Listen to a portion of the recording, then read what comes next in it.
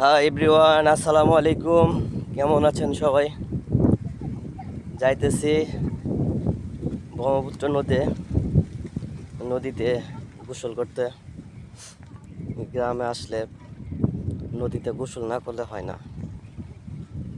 চারিদিকে সনের গাছ, সন সন, পরিবেশটা অনেক সুন্দর। আবার এই যে আখের ক্ষেত আছে, এটা আখ। ব্রহ্মপুত্র